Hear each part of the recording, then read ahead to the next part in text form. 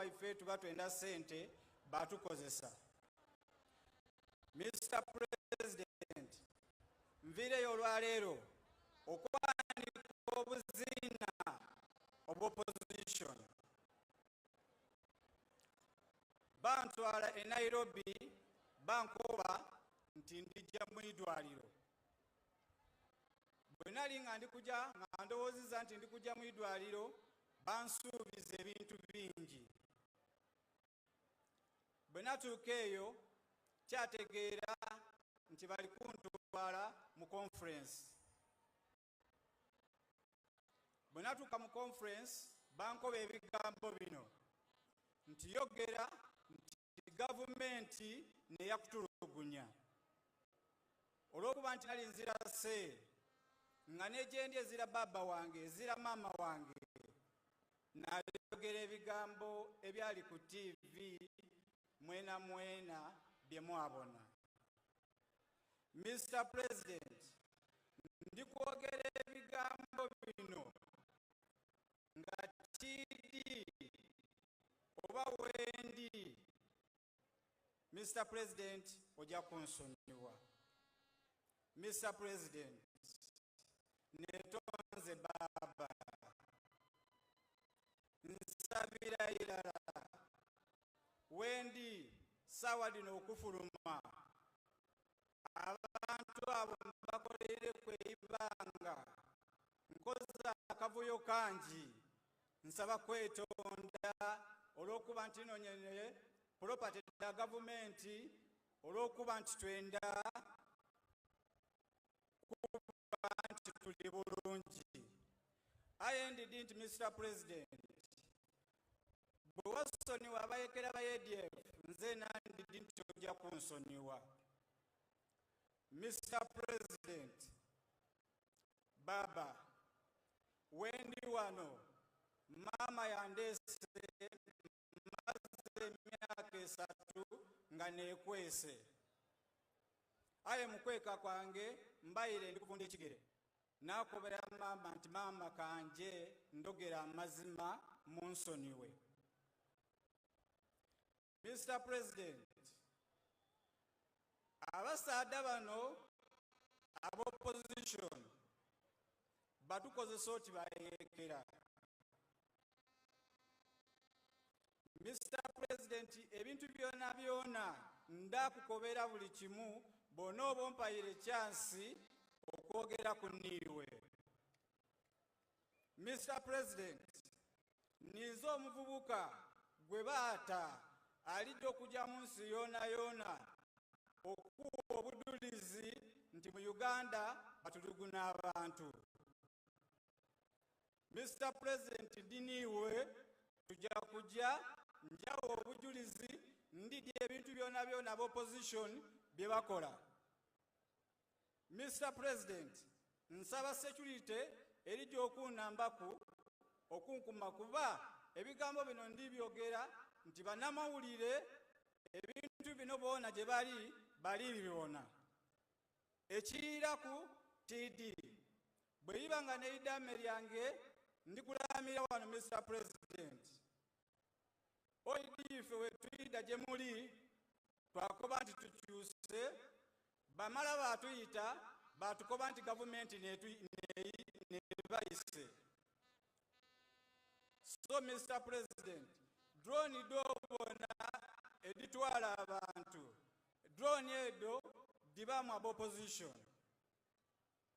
Mr. President, ndikusaba baba nenda kwogera niiwe nja kukobera ebisingaku kuba wano wendi kino ekiseera ekyokukobera ebigambo byona byona. Neyanziza baba boba nga ondikiriza okunsonyiwa ndidde maiso go nfukamire baba.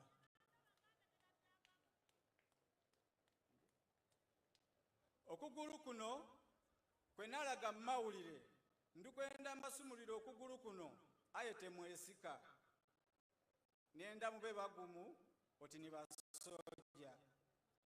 Nina muganda wange Muto Bashiri yena nali naye aye olw'okuba nti ye mulwaire mulese emberi.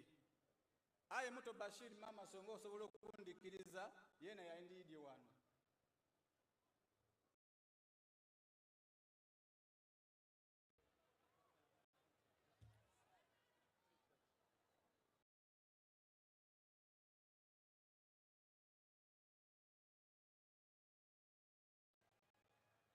okugulu kuno yali accident tiyali tocha aye olw'okuba bana buli muntu ayenda kuba bulungi omuntu bwakukoba ife tumala emyaka togemye ku kakayire aye omuntu bwakukoba nti njakuwa kakayire muba mulowooza ki so okugulu kwange bwekuti bwe kuli lino yibwanga mu muliri bona bankobye balijja kuntaamu ebyuma aye buli lunaku mbayire ndi kuvunda olw'okwekweka so Mr. President yamusosole munsonyiwe kwebyo byonna byonna ebyaliwo nkusaba kwetonda baba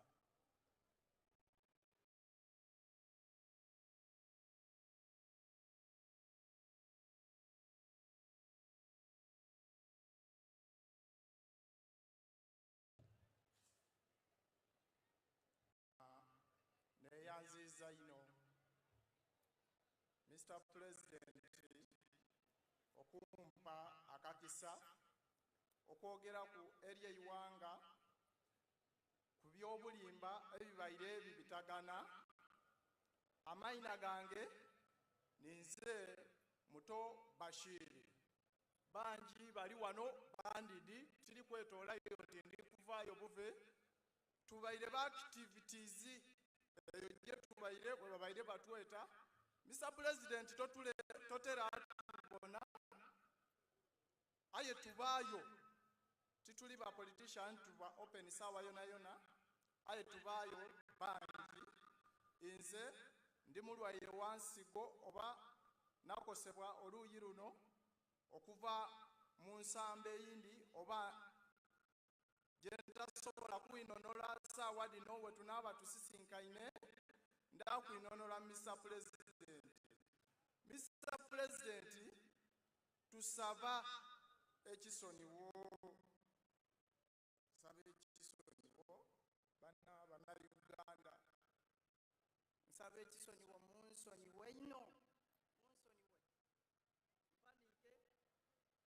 nsaba ekisoniwo bana Uganda mutusoniwe ni muganda wange Simbwa nze tyaja Nairobi ayembaire within Uganda mpawayangao nina abakyala wange ow'ekyalo Kamulirodi banezinduike ino ndidye ekiba kibe ndi muna Uganda tijja kulya munsi yange lukwe nga ndi mundikiiza bwenfa banziikana mu ngalwe ab'opposition mweraba nerabireyo kaadi gyembaire nayo gyemwampe yapate gyembaire engwamu ab'opposition banamweraba Mr. President nsaba buyambi nsaba security nekyonka kyensaba mu iwanga ebisigaire twida kwogera oidi betuli muti besigwa neyanziza tusobola kwemerera dakiika 3 ebigere byasanalala n'omutima gukuba kulapulala nebaza mama babalanda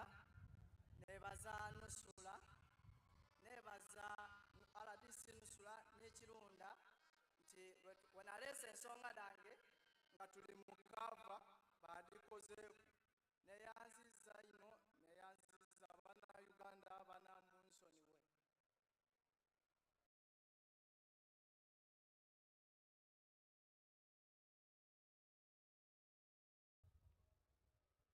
Additionally, Your Excellency, sir, there are prominent mobilizers and leaders from the opposition who have seen the light of our good programs and would wish to cross over to join the NRM.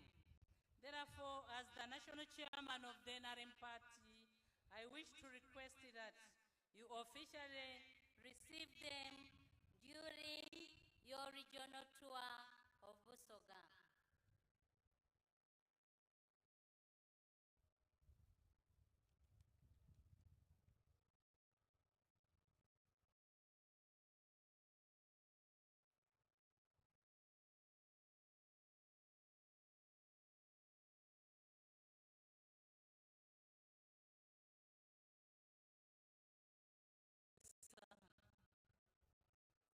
Before I invite Her Excellency the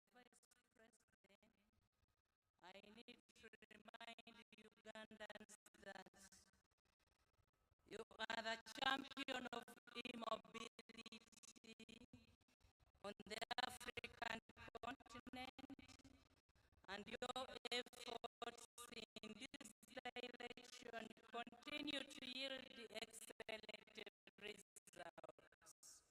I commend Kira Motors, the Presidential CEO Forum, and the Science and Technology Innovation Secretariat, Office of the President, for being key in promotion of this campaign.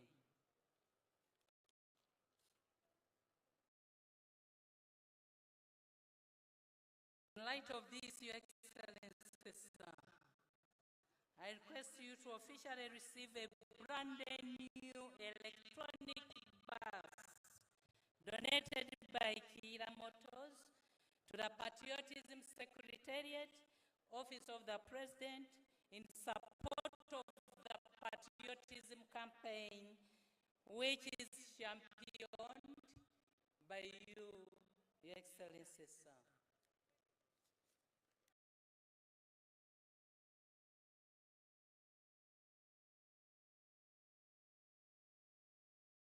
It's now my honor and privilege to invite Her Excellency, the Vice President of the Republic of Uganda, to come and address us. Thereafter, he will invite His Excellency, the President, to address the nation. I thank you for God and my country.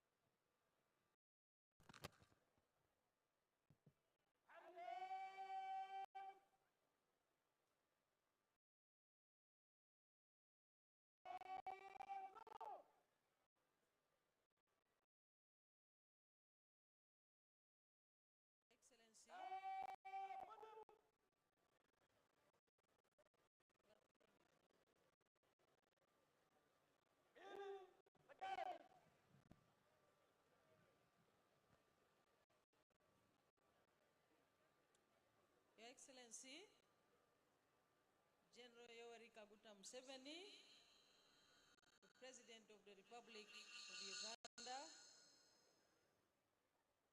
Mama, the Minister of Education and Sports, and First Lady, Your Lordship, Alphonse Owiny-Dollo, the Chief Justice of Uganda, the Right Honorable Thomas Tayebwa, the Deputy Speaker of Parliament, Alhaji Moses Chigongo, the First Vice Chairman of NRM,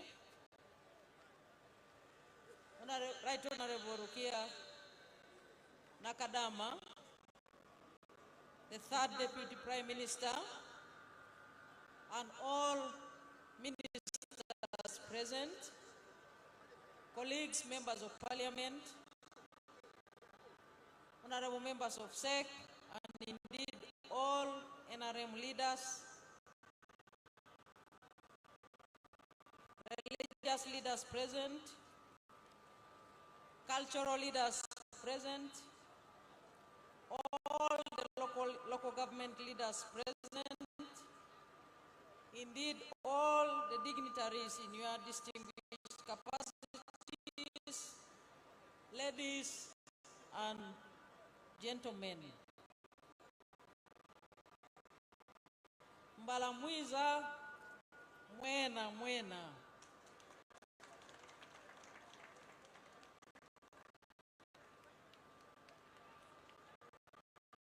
Ninse mutesi okuva ebugweri. I congratulate Your Excellency and indeed all the people of Uganda on the 38th NRM anniversary.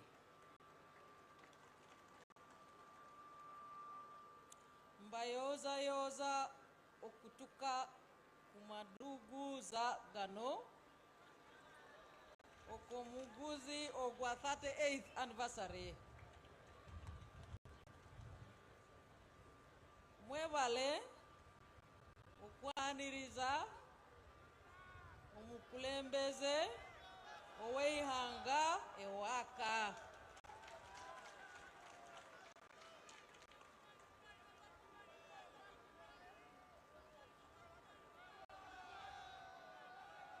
mwebale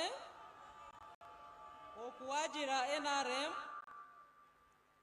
ate mwebale okuwajira omukulembeze oweihanga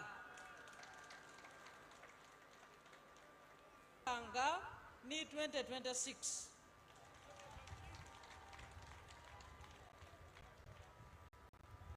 Your Excellency, it is on record that you have set a precedent in Uganda of giving everyone, regardless of gender, their religion, tribe, age. You have given all of us an opportunity to participate in the socio-economic transformation of Uganda. And Your Excellency, we would like to thank you for that. Secondly, Your Excellency, I would like to thank you for championing uninterrupted peace and security for all the people of Uganda,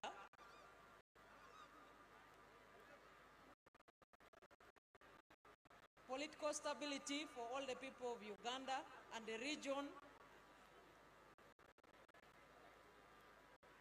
and indeed giving hope to all the people of Uganda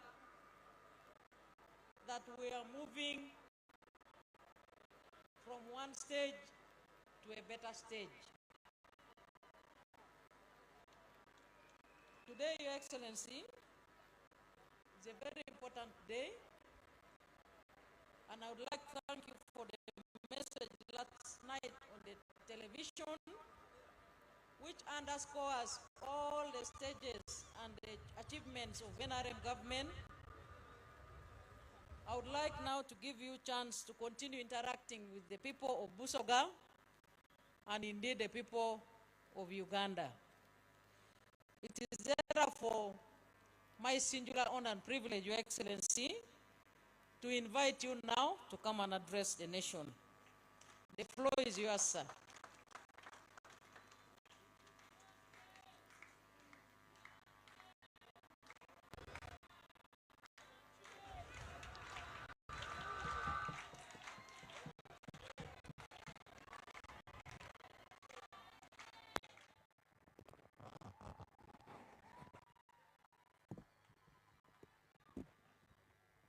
Thank you.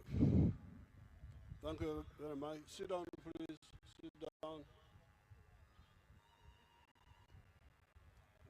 Wabe womuntu achusa. Somebody translate in Lusoga.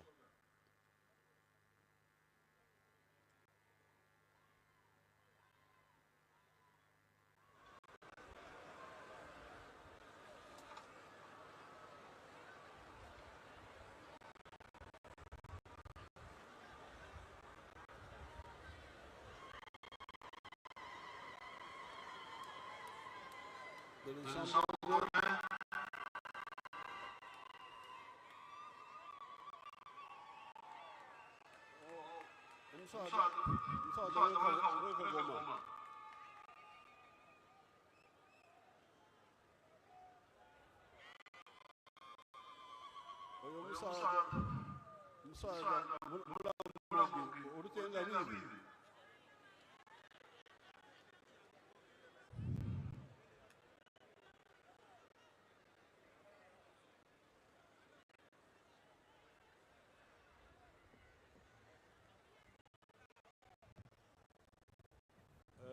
Her Excellency the Vice President,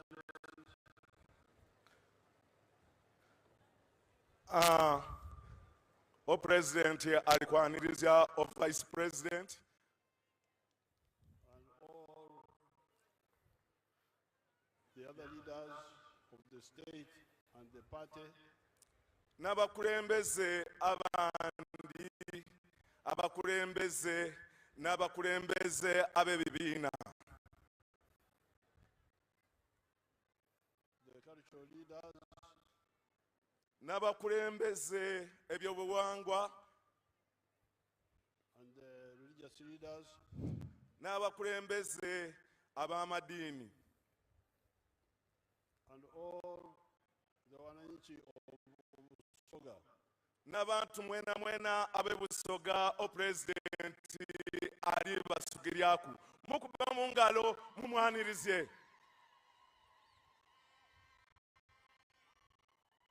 and all the other Ugandans, n'abaana Uganda mwena mwena omuli oku mukolo omuli oku TV omuli oku maradiyo o pulezidenti abasugirye. Last night I gave a speech which was concentrating mainly on the economy. O pulezidenti alikoba ate olwati entumula ye yaba egamagana n'ebyensuna And it was detailed and I don't want to repeat it.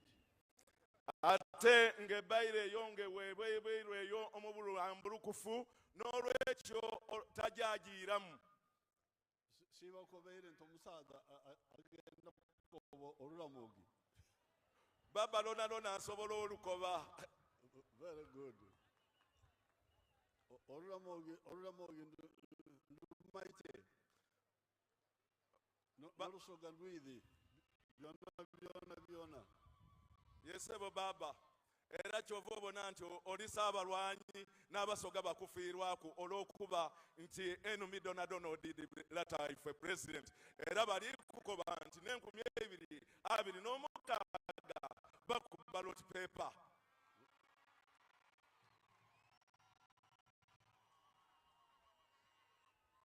Therefore, today, I just want to emphasize mass issues. N'olwekyo olwaleero pulezidenti alikwenda kwogera ku nsonga edo editugemaku Ezikwata bamwananchi edigemagana ku muntu wa wansi omuntu oyo owa wansi ate niwe oli wano mu Busoga mwene ate oli kuwuliriza pulezidenti muntu wa wansi.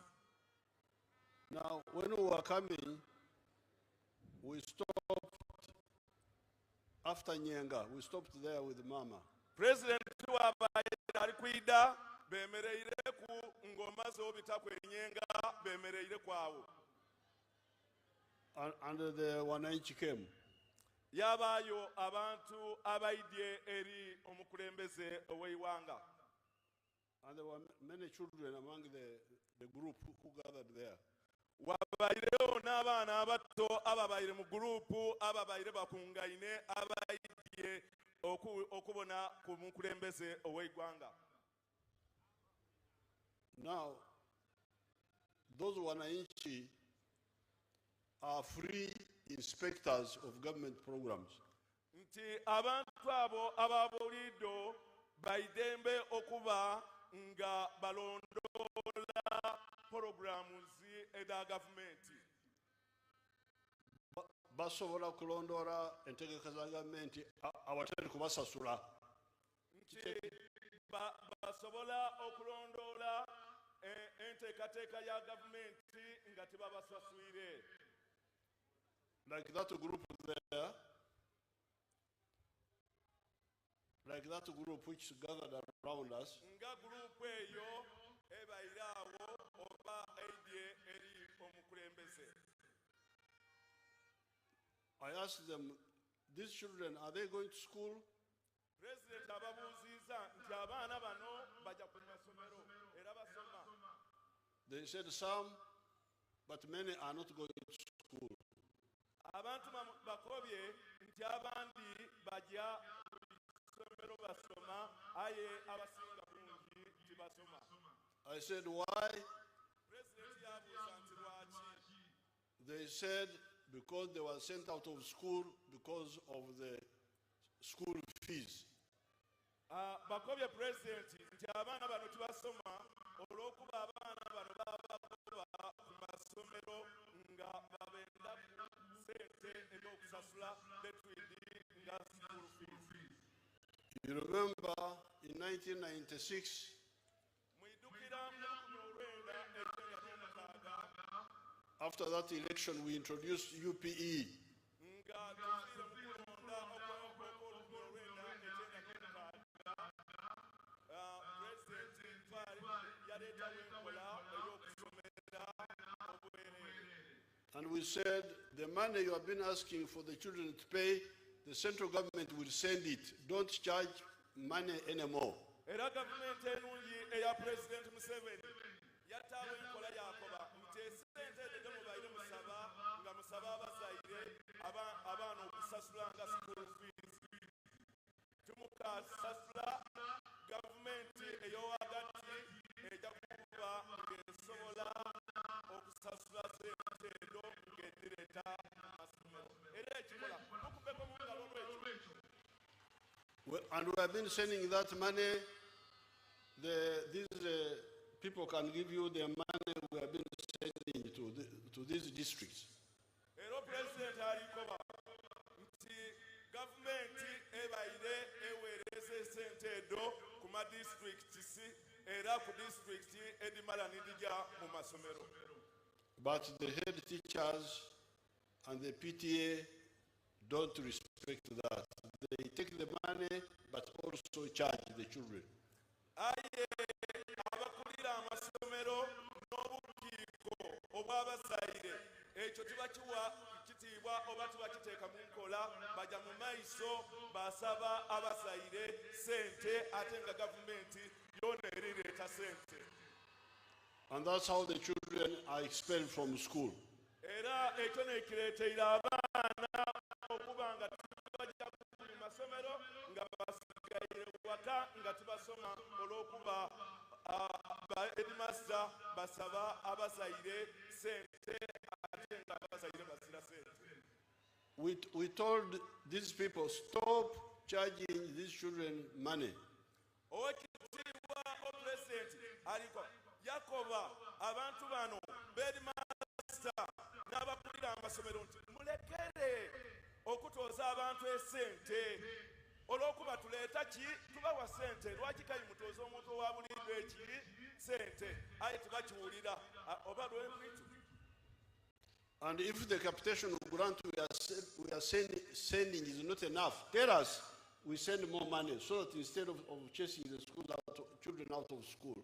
Owekitiibwa president alikoba ati yabakoba nti weebe ensonga nga mulikoba muti sente ediweebwa oba edireetebwa mu masomero mukyogere gavumenti esobole okwongera mu ki sente aye nga tibatwere ku muntu wa bulindo na mwana amugoba nti bamutole ku school fees. Ekyo tubikumbire mu ngalo bananga basoga.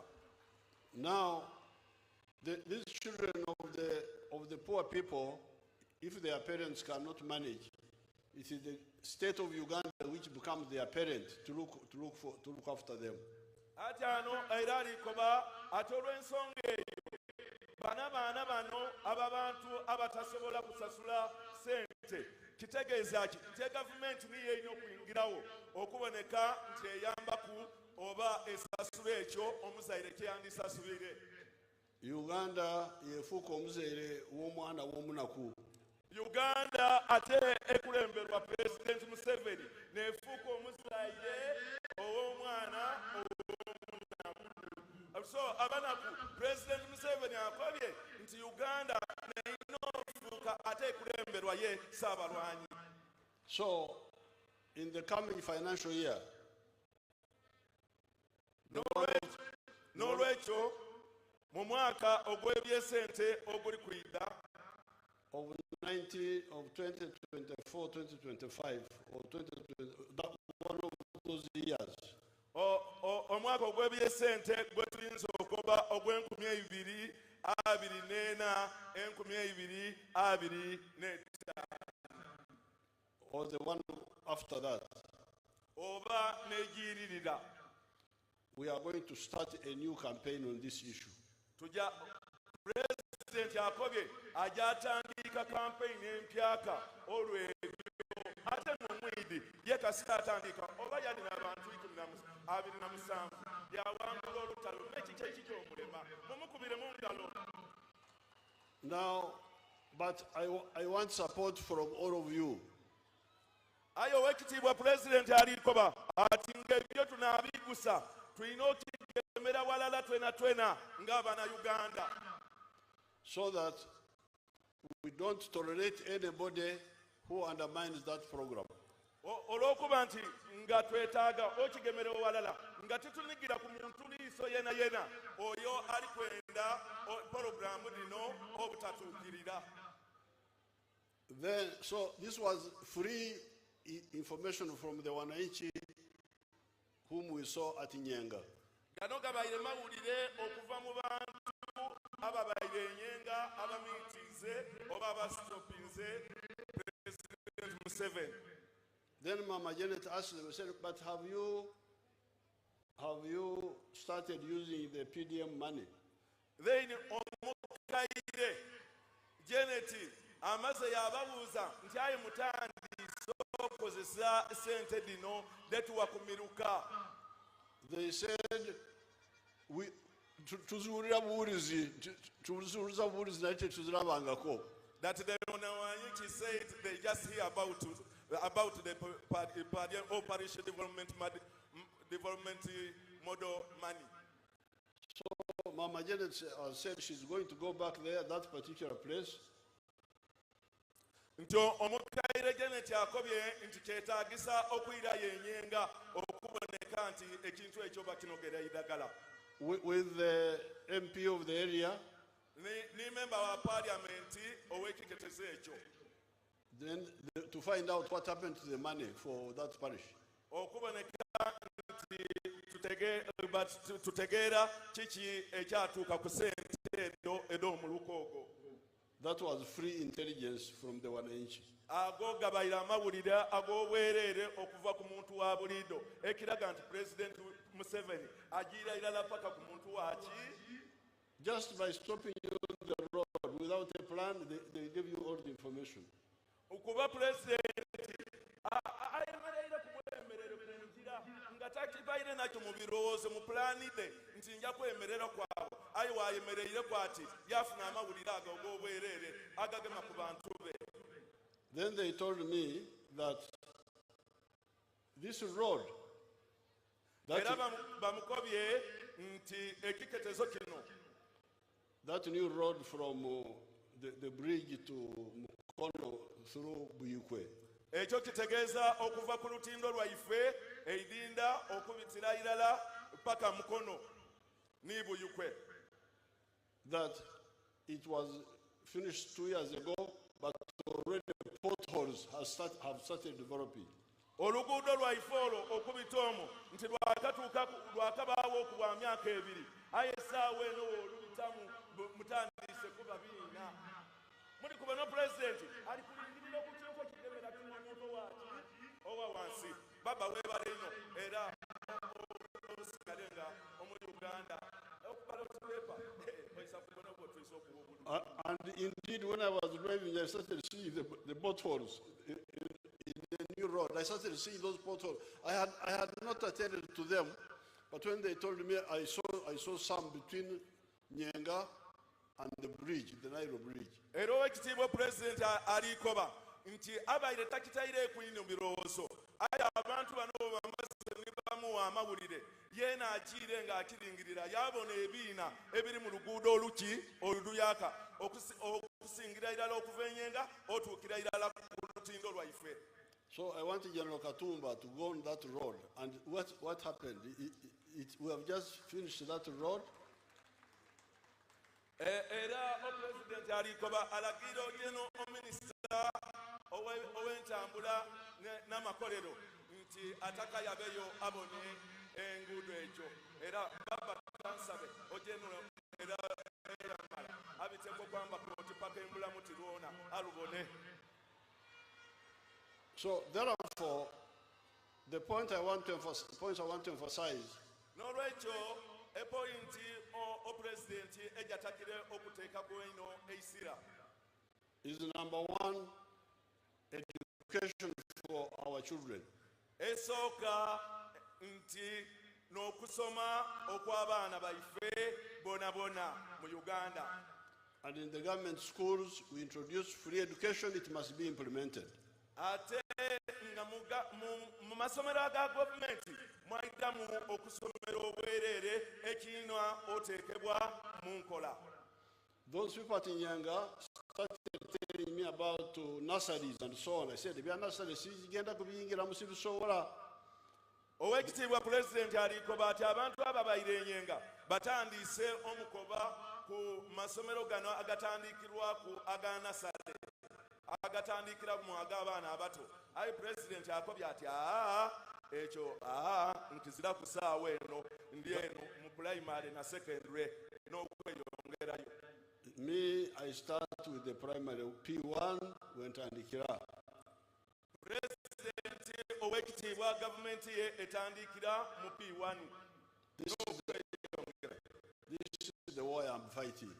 Era luno olutalo lwali kulwanisa ate nga nkidi Ssabalwanyi ayita luwangula.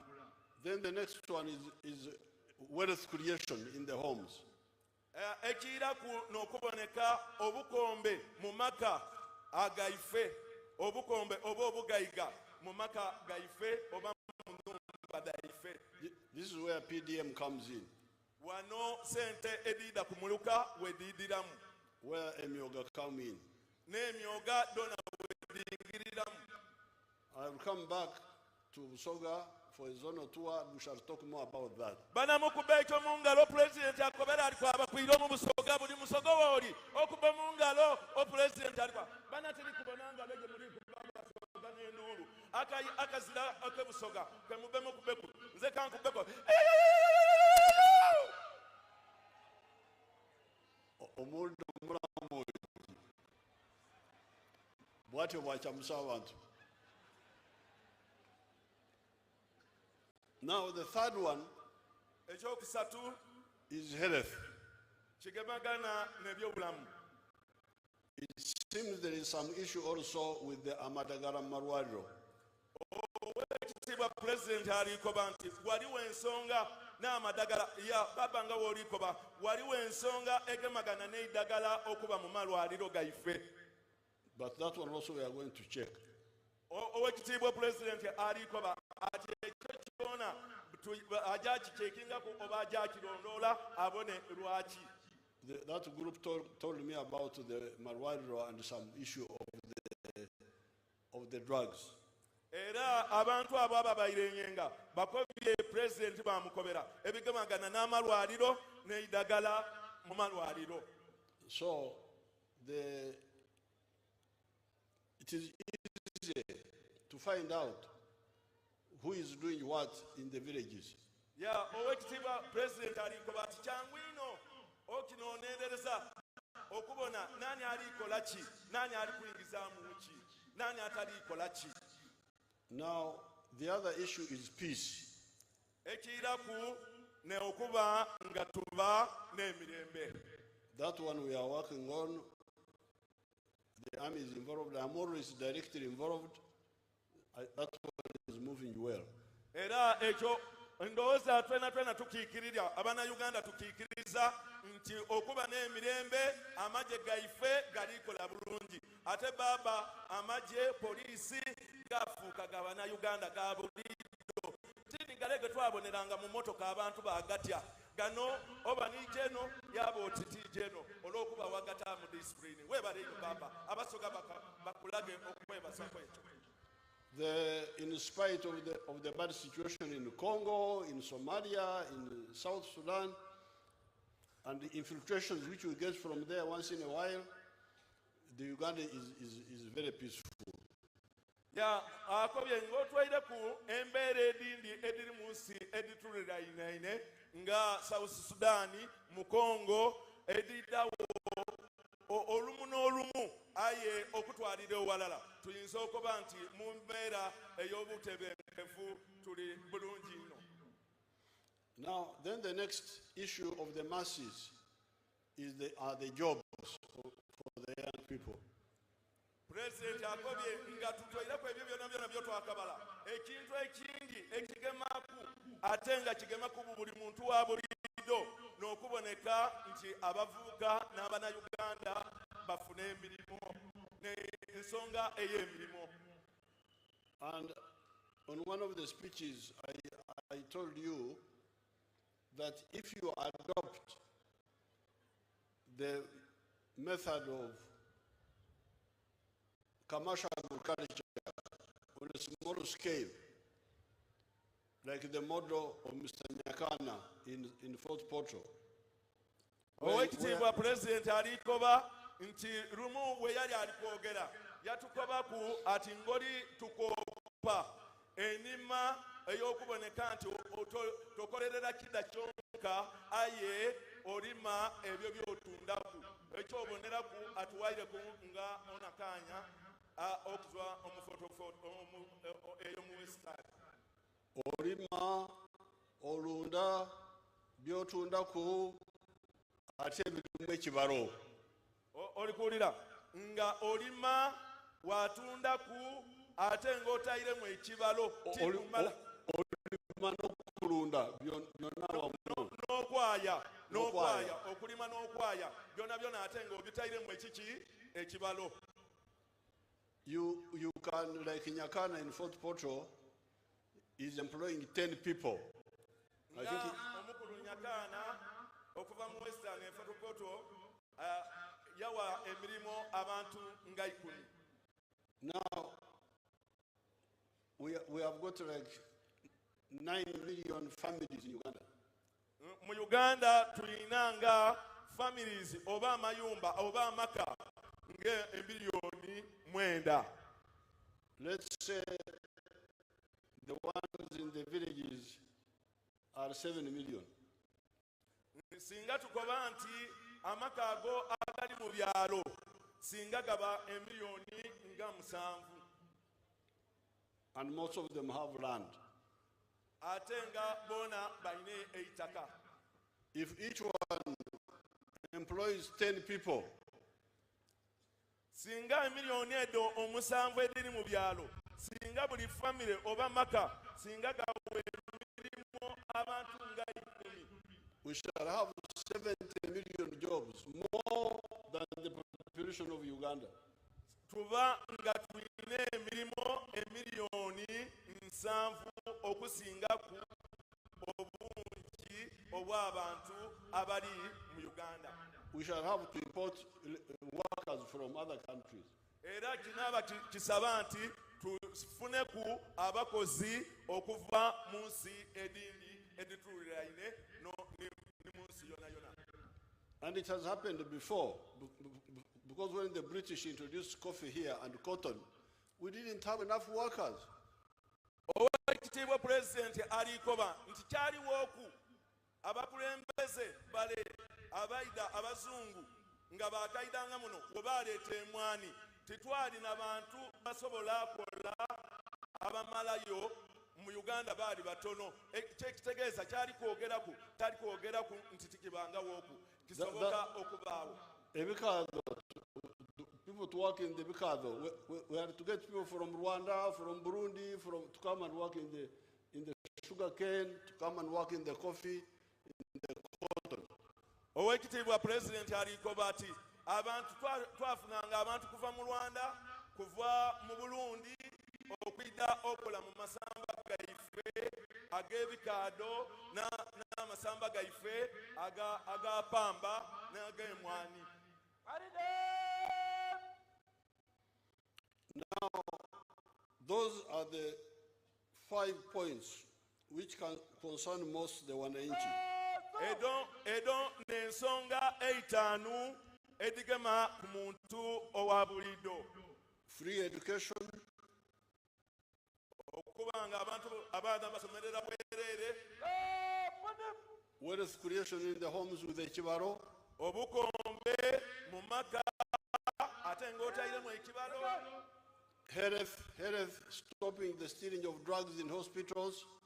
Ekigamagana n'obulamu nga abasawu oba abantu abakola mu malwaliro balekera okuyibwa eddagala lyaife mu malwaliro. And those who say health issues can't be done properly are wrong. N'ababakoba ati ebyobulamu tebisobola kolebwa bulungi boona baba bakyamu. Because immunization is moving very well. Immunization okugema. Olw'okuba nti okugema ate baba ninze nkulira immunization forum mu parliament ya Uganda. So ogema kokuli kujja mu maiso bulungi. It's doing well. Baba kyali komanti abaana bagema wetwali ere emyaka giri egy'ekinaana nga President Museveni akalikira mu buyinza abantu balinga polio okugema abaana endwaire edo bikoze bulungi ate tena nkisemba kuba ninze kyeyafaaso wa immunization forum mu parliament ya Uganda. Omulamu ogi akoze bulungi akoze speech ye.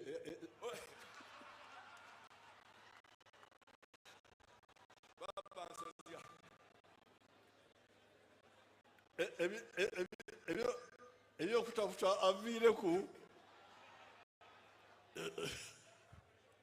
n'ayogera ebibye aye ebyomulamu ogi bikwatagana n'ebyange n'olwekyo mpagira omulamu ogi kyakobye nanze nakyengoba.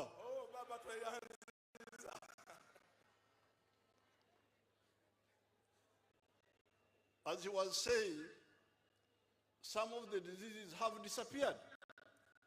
Nga president wakobye endwaire dindi dabulawo.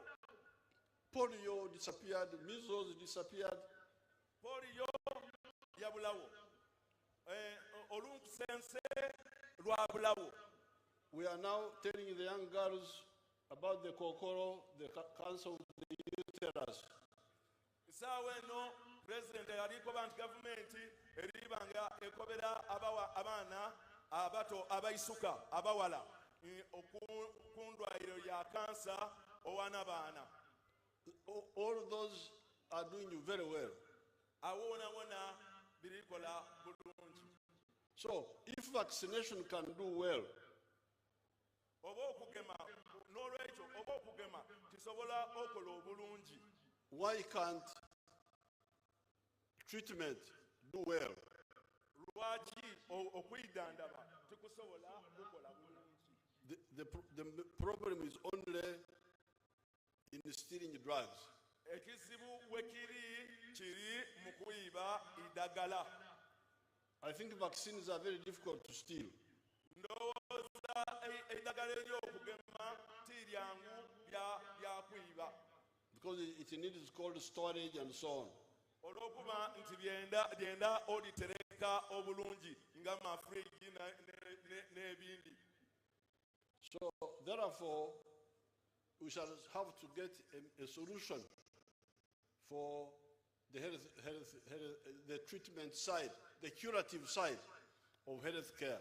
N'olwekyo president alikoba nti walida kubaawo enkola okuboneka eidagala okulinogera eidagala abo abayiba okuboneka nti obwidandabi bubaawo bulungi mu malwaliro. Now, the other issue is peace and then jobs. This is for the wananchi. Kino ensonga eyindi n'ebyemirimu n'okuba nti tuli mu idembe. Now, on the issue of the roads,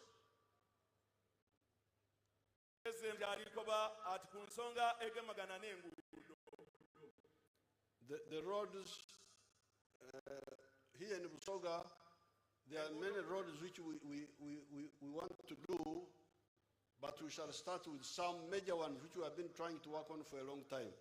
Ya owekitiibwa Abasoga mu kuba mu ngalo akobera ate ebigemagana n'enguudo.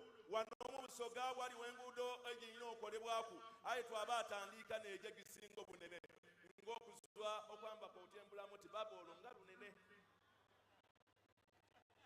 That omuli datandise okwogera ebibye. Now, the one I have in my head is the one from Ginger Bridge, Budondo, Mburamuti, Kamuli. O president oluguudo olumuli omumutwe nirokuzwa okulutindo obito kwamba koti Budondo Butagaya Matumu oyabe Mbulamuti paka Kamuli paka Bukungu. Now that road we have been putting on companies, but it will be done. You can be sure it will be done.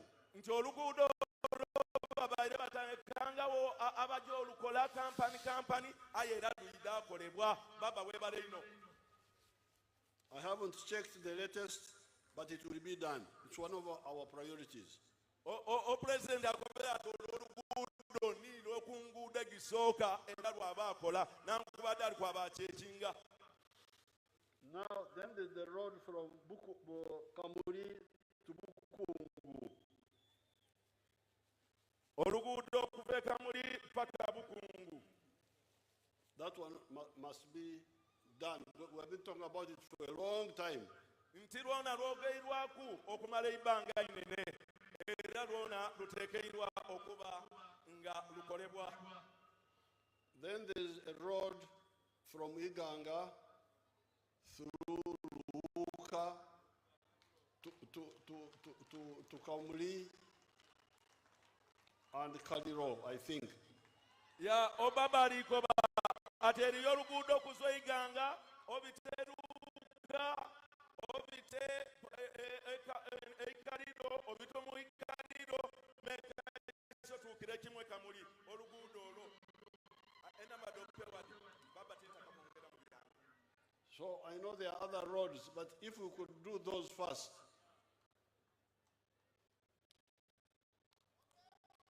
President aliko bateri edindi aye singa tusobola okola edyo mu kusooka singa tutandikira ku edyo dakobye. But I'm a bit proud because we have done some of the roads. Aye president musanufu ino olwokuba eri enguudo erikoleibwa. One of my main roads was the one from Musita through Mayuge to Namayingo to Busia. That road, I'm glad we did it. Muri kuulira o president akobera ati okunguudo egimu ejakoleberwe niro okuva Musita okwabe Mayuge paka Namayingo. Therefore, those who say Museveni Mubeyi, now they're Baswairao. Nabo abakoba ati president Mubeyi oba alimba baswaire president ngaakose mu Uganda okutambula ku dona wava point edinda ng'oli ku kolansi waire edinda ng'oli ku kolansi baba ekyonongere mu kitange togeire aye ino bakobera. Then the road from Iganga to Sembatia to Mbare, that was a new road done by us. Nga oluguudo okuva Iganga okujja Busembatya paka Mbale lwona luguudo olwakolebwa n'Issebalwanyi gavumenti eno eyeNRM ekulemberwa President Museveni ate okwongera ekitanda. Then reconstructing this Kamuli Jinja, I think we have done it once or twice. Nga okwiramu okwidaabiriza oluguudo lwaife okuva Eidinda otuukira irala Kamuli nga oba lukola. And then also Iganga Kaliro, we also did it again. Era nga n'olwokuva Iganga okugira irala paka Kaliro bana oko mukimaite mukubireko president omungalo enguudo ejo abandi balimba ayo president akutumula okujja. Then the roads in Jinja town. N'enguudo ejo mu Jinja town. Some of them have been done. Egindi egikoleberweku omu Jinja town. Now, the Maram roads. Ati ano ku nguudo gyaisu gino egy'eitakali. there has been a problem of underfunding for the Maram roads. Wabairewo obuzibu nti esente egibaire giteekebwaku oba egye bateeka mu mbalirira gibaire nga giba ntono ino. They were sending 300 million, I think, per district. Buli disitulikiti babaire bagiwanga emiliyoni 3. But we have added 1 billion, so it should be 1.something billion. Saawa eno bayongerayo obukaire oba akawumbi ak'esente kajja mu disitulikiti wogayita kulidde babaire bafuna kaba kawumbi n'obusente obugwirwako obumbi. So that should be able to handle the Maram roads. Nti ekyo kitegeeza ki nti akawumbi n'esente ebigwirwaku kiboneka kisobolese amadistricti okola ku nguudo edo ed'eitaka. And then the railway. The railway, we have repaired the old railway, but we are going to build a new one. Ya ngatyana kigemekana okugaali egyomuuka nti gyona giri kwirirabirizibwa era egyo egisookerwaku egyo tubona nti nijo gyenaani nijo egyabosookerwako ate era nga baligiriddaabiriza. We have been talking with the Chinese and other groups, but I'm also thinking of using the UPDF to build it, because the UPDF are able to do anything you want us to do. President akobera ati ababaire agezaako okutumula n'abachina ayabona amagye gano engeri gye galikolamu emirimu kusa ndowooza gasobola okola kusa okulwairwe ate galina empisa. You see what they have done with the Nambole. Mubona Nambole nti magye n'agayidaabiriza. Recently they did the new terminal. Bakola ku airport oba Entebbe bayigulawo omukutu ogundi enoni wedigwa. Nawulira nti bano Abannayuganda batamanyi ebirungi bwe bagendayo wano walunga Dubai. Muri kuwulira Pulezidenti wasekere ati aba batatera kwabayo baabayo balowooza nga ati bali mu Dubai ate nga bali mu Uganda owa Pulezidenti Museveni zena kanseka mweno sekemu. Boti bamanyi nti Africa esobola okukola ebirungi buli kyebalaba bakigaraganya nekyabagwira. Kyova nti bamaite nti nomu wa Africa tusobola okukola okusa kyova abantu batera okugwirana n'ebyabantu abazwenza ebyabazungu nga balowooza nti n'ebyo bisoboka twena tusobola. So therefore we can do whatever we want to do, but the big problem we have now is corruption. Ya owekitiibwa Pulezidenti akobere nti n'olwekyo tusobola okola ekisoboka okolebwa aye ekizibu ekiriwo ekinene ino niye enguzi. Recently there was an audit by Auditor General which showed that there were many ghost workers being paid. Waliwo ekitongole ekiboneka nti nikyo ekirondoola emirimu n'ensansaanya ya gavumenti kyabire okuzuula nti abakozi ab'empewo oba emizimu egy'abakozi giri mu mingi ino aye nga babasasula esente nigyaba. Abakozi ab'emizimu oba ab'emizimu ab'emizimu abo bali kulya sente kamaara. Now,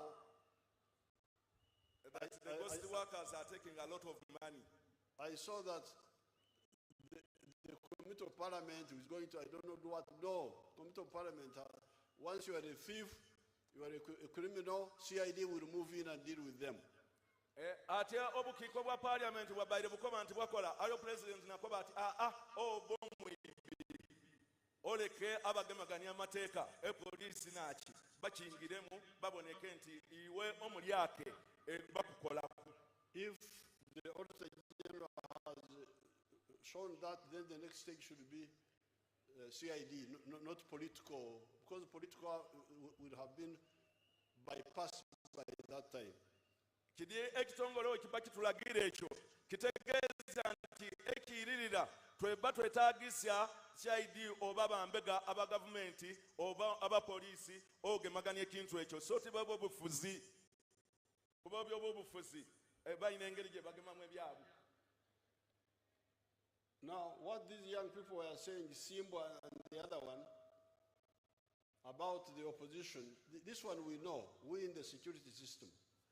Ya president aliko bati ababaira ano Simbwa n'omuganda we ebya batumwireku ebigamagana n'aba bavuganya president Museveni president abimaite. And at the right time, we are going to expose these bogus groups, what they call opposition. Era ekiseera ekirituuka abantu bano balizwayo ne babambula babalagayo mu bulambalamba oyo manyanganyanga waabwe gye bakola yena yena. They go talk with the Europeans to see how to force Uganda to be a puppet of foreign interests. Nti bajja mu Okuluya bayogera ebintu byona byona bye boogera nga benda okufuula Uganda okuba nga tunonereza bunonereze oba tuli kapeti oba bakozi babala abazungu nga bali kwogera ebyo byona byona oti Saabalwanyi asirawo asobola agemereire ensi dino emyaka gino gyona gyona.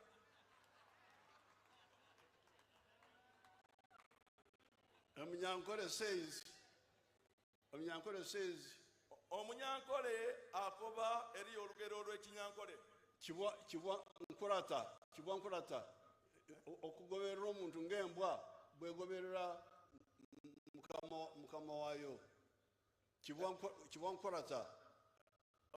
Mbwe Munyankole akoba ati eriyombwa abanga nonererya omukama waayo. They do that in other countries. They have been doing it in other African countries. Babaire bakikola mu nsi edindi ed Africa nga bade benda ifa atube bagoberezi bugoloberezi kuba nonereza bunonereze. And also some of the other third world countries. Nensi edindi edikali okulankulana obulungi. But they don't know how strong the NRM is. Aye tibaidi nti NRM tibaidi mani ga NRM gali oti ganfunza nto. Like, you know, some people announced we are not going to give new money, new loans to Uganda. We are moving forward. Nga abandi wabakoba nti Uganda tibajja tuwa sente kodi tibajja tuwa buyambi ayera naye tibalituwa Uganda ekali wera tukatambula. Uganda will grow at even a faster rate than before. Era Uganda tulikulankulana ku speed eyamangu okusinga ku wetwali yetubiseeyo oba yetufiire.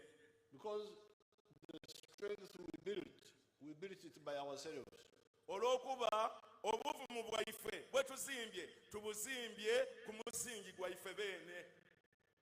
The only people who helped us, okutolaku abantu abo abatuleka kweinuma, two African brothers, ensi ibiri ed'omu Africa, Mwalimu Nyerere, owekitiibwa omugenzi Mwalimu Nyerere eyali president wa Tanzania, and Samora Machel.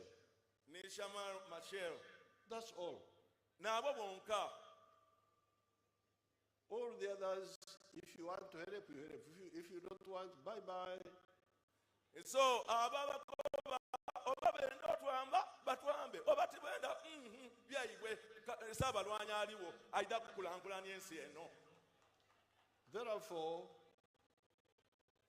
those who miscalculate N'olwekyo ababa bala obubi that Uganda is a typical neo-colonial African country, nti Uganda n'ensi eyo ey'owansi eno mu Africa zebamanyira. President Museveni ensi edindi debamanirira. The Uganda is under NRM is a totally different cup of tea. Uganda yandawulo ino. We built our strength by ourselves.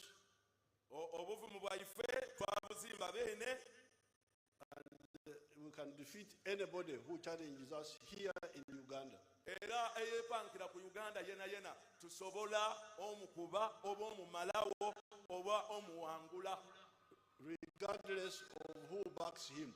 ng'otwayireko ebyo oba naani alituwagira oba naani alituwagira ife bene Kaguta Yoweri Museveni asobola okugema mu kintu kyabanga bwali kwenda Si Kaguta mwene, government Kaguta n'abana Uganda. Kaguta n'abana Uganda bona ayi baba nibo tudumira. Therefore, what these young people are saying is true. At the right time, we are going to expose them. N'olwekyo banaba bairano kibyobogeire bituufu ayi baida kutuuka ekiseera babalage oba baanike amazima gaibwe. Finally, I want to thank the people of Busoga. Ekisembayo Kaguta Yoweri Museveni atako kwebazya alikwebaza abantu ab'e Busoga because they took part in our struggle. olw'okuba abantu ab'e Busoga bali ku bantu abamu abenigira mu lutalo olwaleeta gavumenti eno mu buyinza mukikubye mu ngalo abasoga. In 1972, I was with Kasada. First of all, we went to Busesa. There's a town called Busesa. Bana okatonda yatuwairo President Museveni ali kuyijukira bya 1900 ali kuyijukira ebyaliwo 1972 nga ninze nkalizaalibwa yajukira ni Kasada woba atambula naye okujja e Busesa baba katonda yakutuwakirabo. So I went with Kasada, we passed Busesa, we turned to the left and went inside there. Baja ni Kasada batuuka e Busesa bayira ku mukono omugoda baja munda eyo. And we had a group there. Waliwo group eyaliyo. Then we had a group in Kiterera Forest. Waliwo group eyindi ng'eri mu Kiterera mu kibira eky'Ekiterera. The one with Nkoko and Ntare. The ones who were shot in public here in Jinja. Eyo yaliyo Ntare ni Nkoko n'abaali eyo ebuna. Then we had Mbigiti, who was driving a tipper for us. Yaliyo omukulu yeba yetanga Mbigiti yali avuga tipa nga navuga tipa kulwa Ssebalwanyi. Then in Jinja town here, on the corner, I always pass there and see the photographer Rubanga had a shop here on the right hand. Nti mwidinda wano mwali mu Lubanga yali akuba bifaanani era buli lwabitawo aidukira ekyo yena yali awe mwidinda town. So then in the second round we had people like Mzee Kivejinja. Munankani eyayiraku yali nirata ifo omugenzi keke Kivejinja. And they have been supporting you all the time. Ate eyali nga awa obuwagizi oba sapoti wona ekiseera kyona. And after the victory, you have been supporting the NRM. Era no olutalo n'olwawa era omugenzi Ekivejinja n'abasoga mubayire era nga muwagira NRM. So therefore, I'm very happy that we are celebrating now. N'olwekyo President musanufu ino olw'okuba nti tuliddaguza olunaku luno saawa eno. What you need is to listen carefully to the message of the NRM. Kyemwetaagisa abasoga okuba nakyo n'okuba nga muwuliriza endowooza n'ebyo NRM byebakoba era byebawa. Muwuliriza bulungi. Muwulirise bulungi. The English say, many tongues spoil the broth. Nti mu Luzungu eri akagera akakoba nti enumi eningi direetera okwonoona enkulaakulana. In Runyankore they say, and minyingi itukuruza obushera, which means that too many tongues make the porridge spoiled. Nti mu Runyankole lwona luliyo olugero olukoba nti ennume eningi direetera okwonoona obusera. When I came here in 2018, I again told you what I think you should do. Nti owekitiibwa pulezidenti bwe yayida mu 2018 yabakoba kiki kyomuteekeirwa okola. The ones with the small homestead. Okuboneka okola niimwe omuyina amaka amatono. Like the ones of 4 acres and less. Abaina ekyokuboneraku abaina eitaka eriweza eka eina. N'okwira wansi. N'okwira wansi ina 3 2 ndala. In 1995, I was here talking about the same thing. Nti ni mu 1995 President Museveni yali ayogera ku kintu kirala ekyo. You never heard me talking about a bikado for a small person. President aliko bati ayo yali ayogera timwamuwuliraku ng'ayogera ku bikado ku muntu oyo alina eitaka itono. Because to recommend a bikado to somebody with 4 acres or less is to condemn him to poverty. Nti olw'okuba lwaki tawagira bantu balina eitaka itono kulima bikado w'okoba omuntu ow'eitaka itono alima ebikado oba ng'oli musindika mu bwavu. Ebikado, Duma, Pamba, those are not crops for smallholders. Nga President wakobye ebikado, Duma, Pamba, nti ebyo tibirime bya muntu alina itaka itono. We need those products, we need those crops, the country needs them, but they should be done by people with medium or large scale pieces of land. Owekitiibwa President akobye ati twenda abantu abalima ebikado n'ipamba n'ebyo aye ebyo byandirimiirwa bantu abalina amataka amanene oba agali awo wagati amanene oba wagati ekitegeeza kuva ku eka ina kujja mu maiso.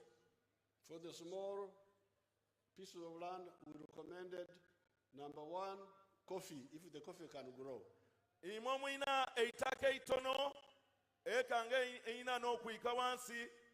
President akoba nti yabakoba nti abawa amagezi nti mulime emwani. If they can grow there. Singa emwani disobola okuba nga dirimibwa mu kitundu ekyo ky'ovaamu. Then fruits. Then ebibala. Then small scale dairy. N'okulima okwaya okutontono. Okulima omuddo. N'okulima enankani eisubi ery'okuliisa ebyayo oba ente. For zero grazing. Nga ente mudaayira awo ku luya. Then food crops. N'okuboneka nga tuba n'emmere. Then among you, in the backyard, you put pigs if you are not a Muslim. Ate era emandu oteekayo baba ebyo biseyiza byange ebibidi bw'oba nga toli musiraamu emandu ng'omaze okulima ere emandu yotaayo ebiki ebibidi. Then chicken for eggs. N'enkoko okwaya enkoko osobola okufuna amagi. Then finally fish farming. Ekisembayo okuba nga osobola okulunda ebyenanda. This everybody, you are misusing the everybody. Bino ebibali obirima tuli bikozeseza bubi. Because you are putting rice in the center of the swamp. Olw'okuba tuteekamu omutyere mu bibali omwo wagati ow'ebibali twataawo omutyere. There is experiment which I did in Paris in a place called Limoto. eriyo pulezidenti ekyobonerako oba ekyokugezesa ku kye yakola mu parisa mu kyalo ekyo kyo muwulire. I made fish ponds at the edge of the Kibali, not in the center. Kuba yakola wobalundira ebyenanda ku nkomerero ey'ekibali so ti mu senta oba wagati wa kibali. And my people there started earning 7 times more from the fish than they were earning from the swamp, the rice in the swamp. Era we yakobera abantu abeeyo batandika ofuna esente emirundi nga 7 okusinga ku kiki kye baafunanga inuma nga balimu omutyere aye nga kuluno bali kwaya byenanda.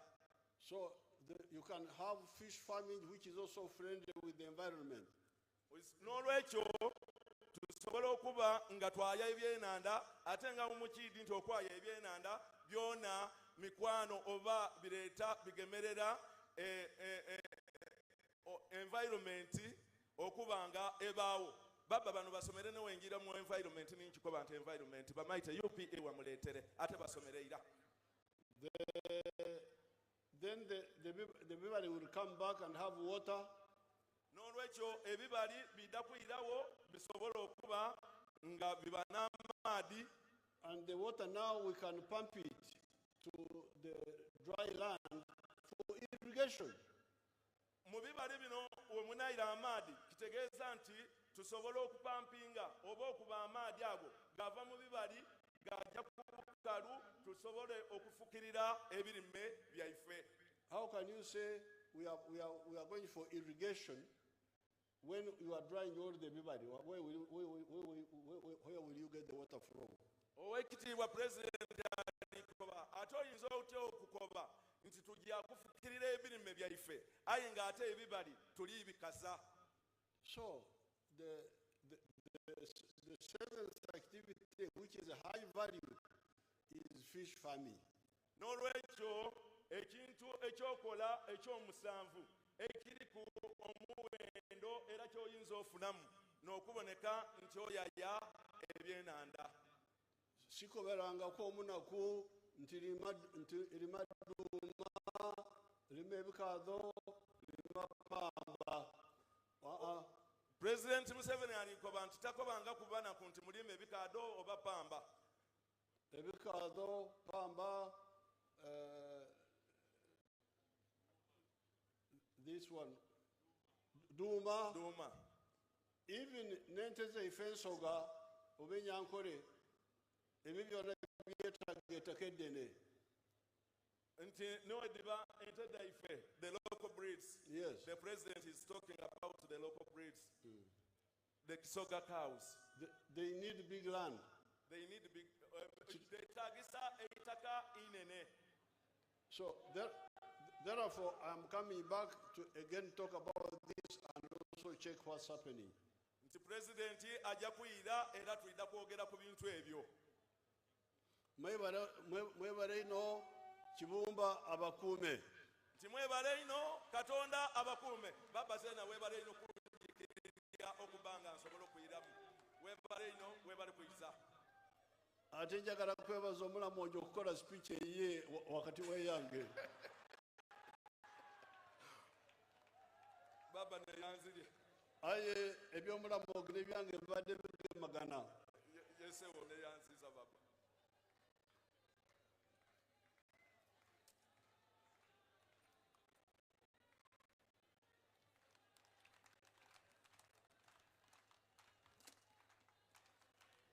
Can we give His Excellency the President a round of applause? Thank you very much. Your Excellency, sir, may I have your permission to invite the Master of Ceremonies for the Chancery, Major General George Igumba, to come and present the awardees for today. Your Excellency, a number of generals and senior officers from the UPDF, senior officers from the police and prison services accompanied their chiefs this function. And they have been with us since morning. General George.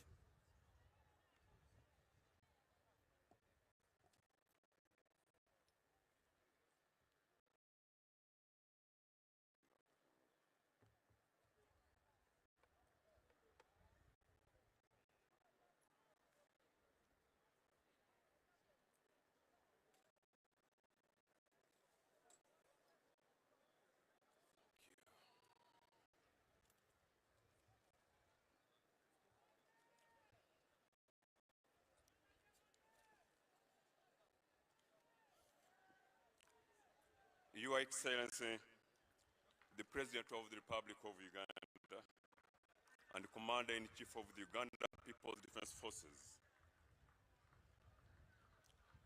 and your dear wife, Mama Janet Kataha Museveni, who doubles as Minister for Education and Sports,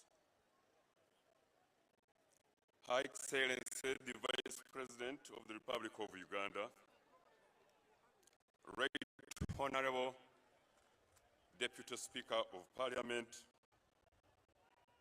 His Lordship, the Chief Justice, Vice Chairman of the National Resistance Movement, Right Honorable the Third Prime Minister and Minister without portfolio, Honorable Ministers and Ministers of State here present, Their Excellencies, the Ambassadors and High Commissioners here present, Honorable Members of Parliament,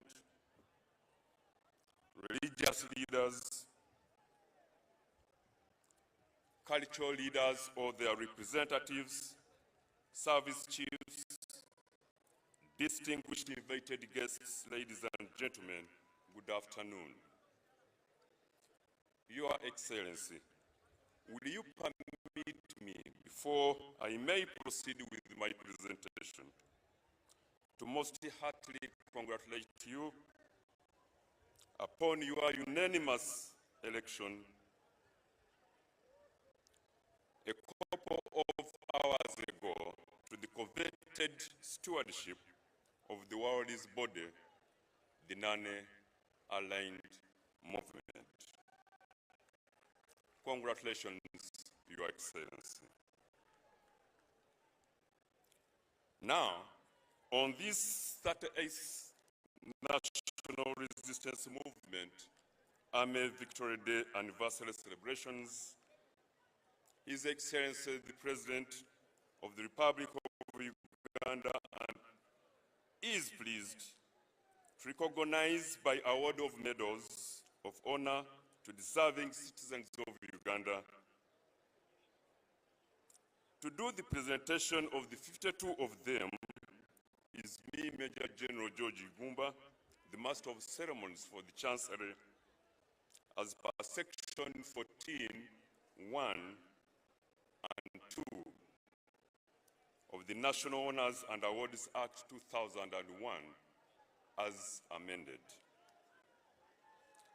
Therefore, in accordance with Section 3, Part 2 of the National Honors and Awards Act 2001 as amended, His Excellency the President of the Republic of Uganda has approved the award of medals to 52 persons, among whom 13 are female, during this year's 38th National Resistance Movement Army Victory Day anniversary celebrations.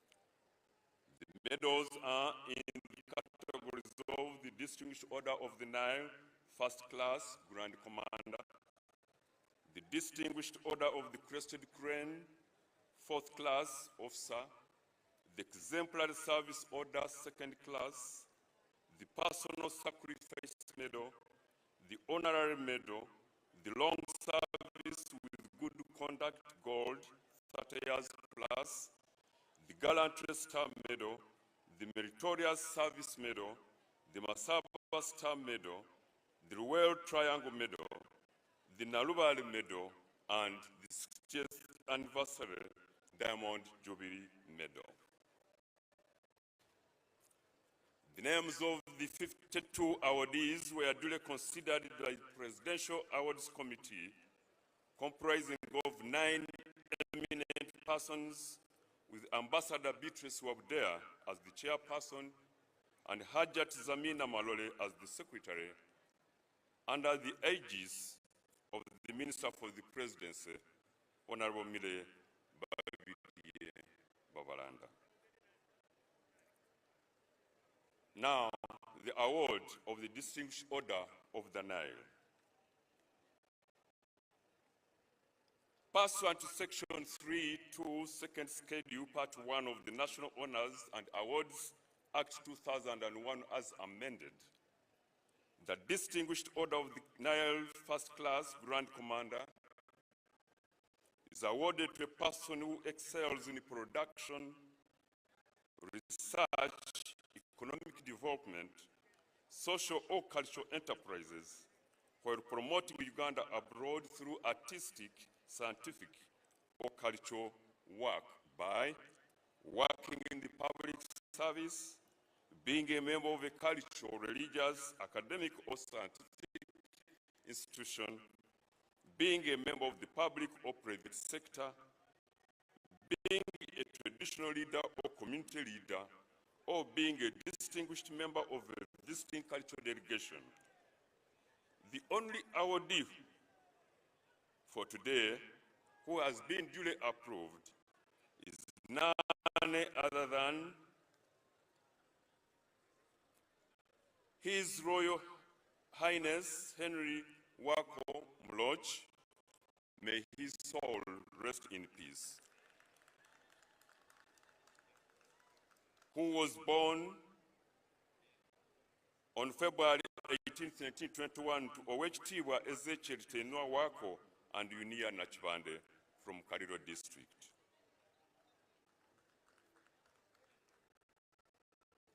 Numerous Busoga historians have referred to Buloki's first regime as Chabazinga from 1955 to 1962 as the golden age of Busoga.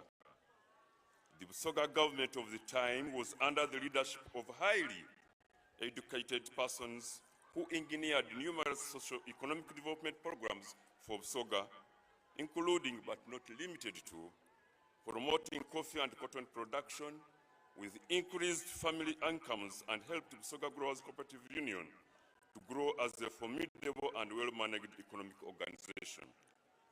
Building secondary schools such as Iganga Senior Secondary School, Kira College Butiki, Wanyang Girls Senior Secondary School, PMM Madivani College, Wairaka and Wairaka Farm School. Award of the Distinguished Order of the Crested Crane. The Distinguished Order of the Crested Crane First Class Officer is awarded to a person who distinguishes him or herself in leadership or service in the public or private sectors, as a political leader of a local government, an advocate, doctor, engineer, or accountant, a member of a foreign government who contributes to the development of Uganda, and the one